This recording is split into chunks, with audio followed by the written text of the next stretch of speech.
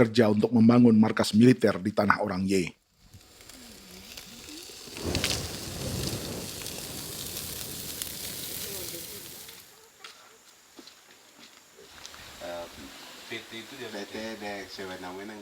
Kehadiran markas militer mengkhawatirkan warga yang pernah mengalami trauma.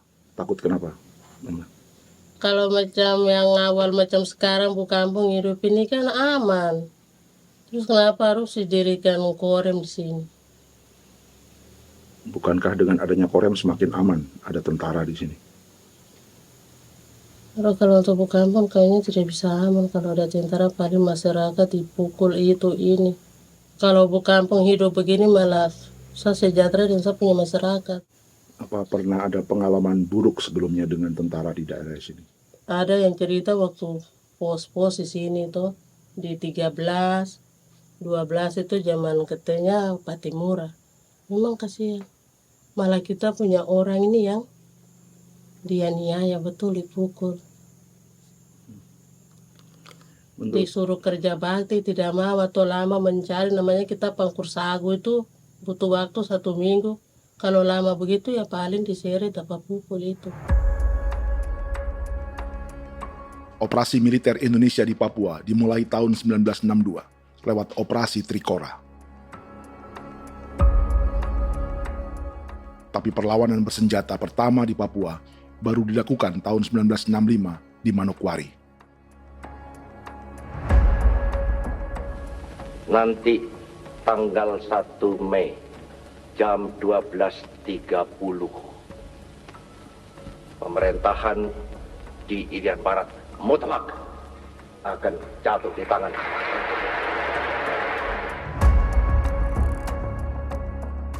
Sejak itu, selama 60 tahun, operasi militer untuk menaklukkan Papua terus dilakukan. Salah satu operasi militer paling berdarah adalah Operasi Wibawa untuk memenangkan Indonesia dalam jajak pendapat tahun 1969. 643 orang tewas di Paniai. Lalu disusul 4.146 korban tewas antara tahun 1977 hingga 1978.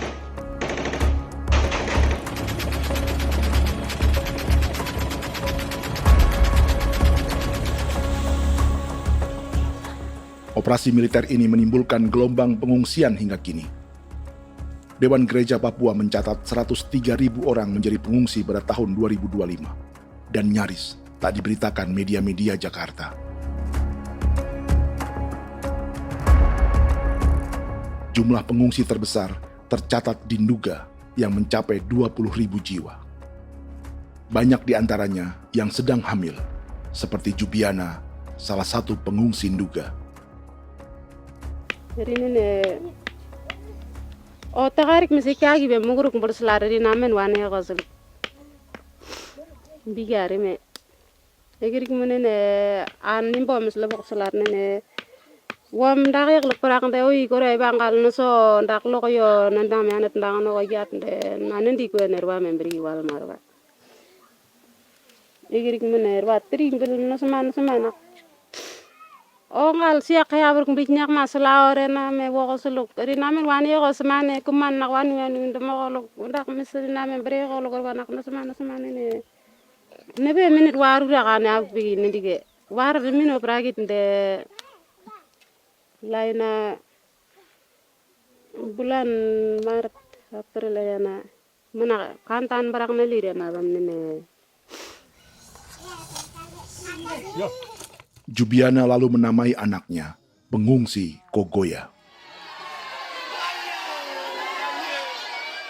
Selain Jubiana, juga ada Emma dari Maibrat yang melahirkan di hutan. Sampai di kampung gini, katanya bilang ada tentara yang bangun jembatan. Nah, capek itu juga pun masih tahan. Kembali lagi ke hutan lagi. Seperti itu sampai sejatuh di tengah jalan. Orang sampai terbanting di kayu semuanya. Berasa sakit begitu. Melengkapnya tuh Domika Serli, pengungsi Wako. Masyarakat sipil dari Kampung Aitrem sementara mengungsi karena kampungnya sementara dikuasai oleh TNI Polri. seratusan ribu pengungsi di Papua saat ini jauh melampaui jumlah yang mengungsi ke Papua Nugini tahun 1984, yaitu 10.000 orang karena menghindari operasi militer.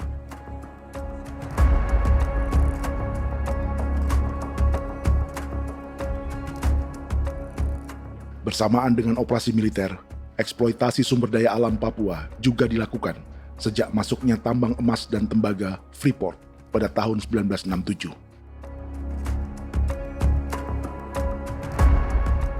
Disusul perkebunan sawit awal tahun 1980-an. Lalu ada perburuan buaya untuk diambil kulitnya. Sebelumnya, ada eksploitasi gas alam di Teluk Bintuni, pencarian besar-besaran kayu gaharu, atau pembukaan hutan tanaman industri. Ini belum termasuk perburuan dan perdagangan ikan arwana di selatan Papua, penebangan kayu merbau dari hutan-hutan Jayapura, emas di Blok Wabu Intan Jaya, bahkan nikel di pulau-pulau kecil Raja Ampat. Dan kini, dalam skala yang belum pernah terjadi dalam sejarah, Papua dipaksa mencetak sawah, tebu untuk bioetanol, dan sawit untuk biodiesel.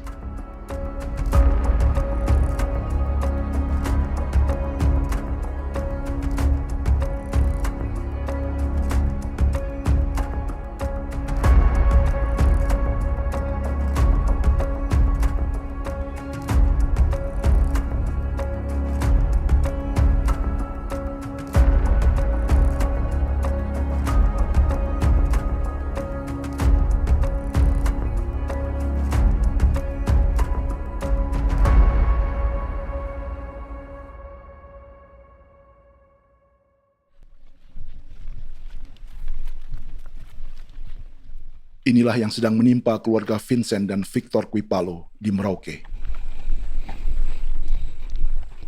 Hutan mereka diambil untuk markas militer dan industri perkebunan, PT Murni Nusantara Mandiri. 1 dari 10 perusahaan yang diberi konsesi untuk menanam tebu dan memproduksi gula serta bioetanol seluas 52.000 hektar.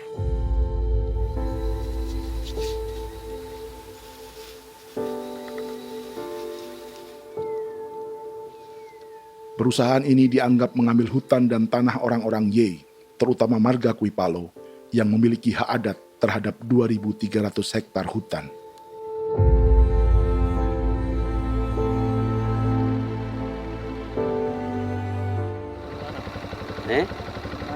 Tentara?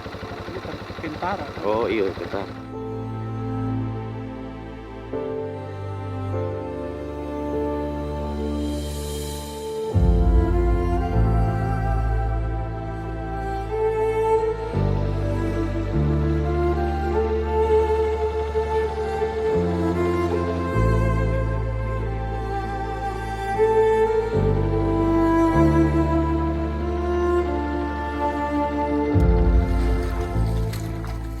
Keluarga Kuipalo sedang melihat apakah perusahaan semakin mengancam tanah mereka. Dan kekhawatiran itu terbukti. Iya, makanya tadi saya bilang ini dari sini saja dekat, ini sudah masuk di dalam ujung lapang ini. Ini hutan, yang ini hutan yang dorong ada bongkar sekarang ini. Ini sudah punya alat sudah dekat ini. Dekat sekali ini. Ini di sini. Nacau, kelapa itu yang jalan lama, jalan setapak ini.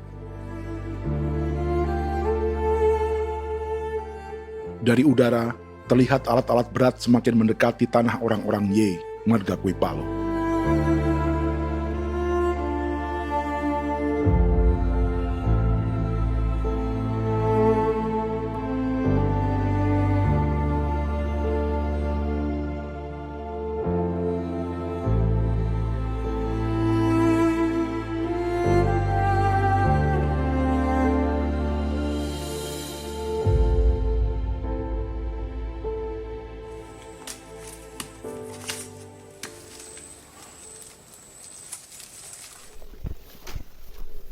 Keesokan harinya, Victor dan kerabatnya memberi tanda cat merah di pohon-pohon yang berada di batas tanah mereka.